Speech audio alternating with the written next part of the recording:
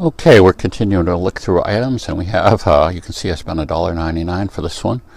We have the Vivitar Auto Thyristor Flash 283. This was at one time the workhorse of many professional photographers and amateurs alike. Now I admit, okay, before someone corrects me, a lot of professionals had larger flashes, yes. But you'd be surprised how many people had this. Now, this one has the little brand name missing. So I'm just going to show you this other one. This is a different one, but you can see it says Vivitar on it, okay? So let's just talk about some of the things it could do. Number one, the flash could be mounted away from the lens. We're used now to having digital cameras with built-in flashes, and what do you do when you take a picture person? They have bright red eyes. Well, film photographers are smarter than that. You would either have mounted it up high, or more likely, as I did, you mounted it to the side on a handle. I guess mine would have been on this side for right-handed and left-handed, but you'd have a bracket with a handle on it, and you mount it off to the side. By mounting it off to the side, you ensured that you never, ever got the problem of red eye. Okay? Instead of retouching it later, in the film days, that wasn't really I guess that was an option, but a very expensive one. So you took care of it when you were taking the pictures. This flash, too, changes angles. It allowed you to bounce light. So in other words, if you are in a place with a low ceiling, you could illuminate the entire ceiling, the light would bounce off and come back to the camera. Now what was unique about these flashes, well, I shouldn't say unique, but unique to this style of flashes, that it had a photocell that actually measured the light as it came in and shut it off when it had enough light. So isn't that something? So you could easily use this bounce feature and still get the proper exposure because the exposure was being measured at the light cell. Now in later years, with later cameras that would develop more contacts here, the flash's light would actually be measured on the film plane while the picture was being taken to be more accurate. In other words, you can see that you could introduce some error the further away you move the flash from the camera. Okay, so they solved that by eventually having sensors built within the camera that could measure flash signals, flash light levels. Okay. Another nice thing about this, well, this took AAA batteries, which they were the universal thing that everybody, now it seems like everything's AAA's, but one times it was AA's. Okay, we have an on-off button. We have a test feature, so we can see if it's charged or not, well, we had a light that said it was charged, but we could press this and actually have it cycle through, and it would tell us if we have enough light. But one of the other unique features that was really nice of this is the ability to set different apertures. In other words, we had a dial here that we would set according to our film speed. Now let's just say I typically used ASA 200 film. Oh, it's actually set there for 200 film. That means that I would have a choice of using f-stops from f4 to f16, okay, by changing this.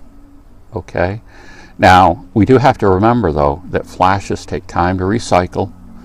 When you used it on a manual or the higher power setting, there was a time lag of when you could take another shot. So you had to be very careful as a professional photographer that you could still fire in the sequence that you wanted to. Now you can see there the connection here. This allowed for an external battery pack, which I never had, but photographers would. They'd have an actual larger battery pack that they wore on their belt. I don't know if it was full of D cells or not, but that meant they could just, you know, blam, blam, blam, blam, fire the flash immediately over and over and over again. I went with a bunch of AA cells, and then I would just switch them when, you know, depending on the battery, the strength of the battery would give you the number of the flashes. Nickel cadmium batteries, I believe, wouldn't give you as many flashes, but the duration between the flashes would be shorter. So the Vivitar Auto Thyristor 283, a real workhorse. And now I'm just going to show you this later one because I've got it out here in the same box. This is the 285, and what the 285 had was the ability to okay, the ability to, if you can remember how, this had a wide angle setting. It pulled out for telephoto and for normal positions, and so this lens would kind of focus the light according to what you wanted. And if you were using a 28mm lens, a wide angle lens with a regular flash, the edges of the photograph would be dark. So this allowed you to do something different about it. This also had, this might be an aftermarket item, but this would fit on different flashes. I guess it fits on the 283. And this would allow you to do something similar to that. Plus, it allowed you to put different color filters in here. Sometimes you would just put a diffusing material in, so it really created much softer light. Because the problem with electronic flash is that they create harsh shadows. I actually had a Lumabox, which I'll show in a later video as I come across it, that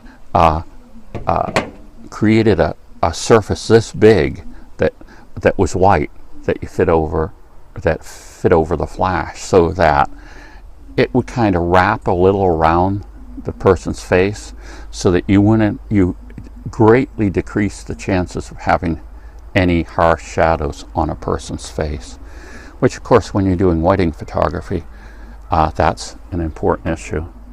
So there you have some little background information about how electronic flashes were used. Oh, here's a little chart here, and it gives you it talks about the settings on here. This was made so that you could do a 24mm lens. So that's kind of unique, because that normally wouldn't be covered. But of course, as you spread the light out, there was a conversion chart here. It changed your guide number, and I could explain guide numbers in another video, but guide numbers were used where you took the guide number divided by the feet to get the F number you should set your camera at. That was the manual way of doing it without the photocell. And all of these flashes, and rightly so, would have a manual setting, because there's sometimes you just have to get the quality you wanted, you just had to go manual.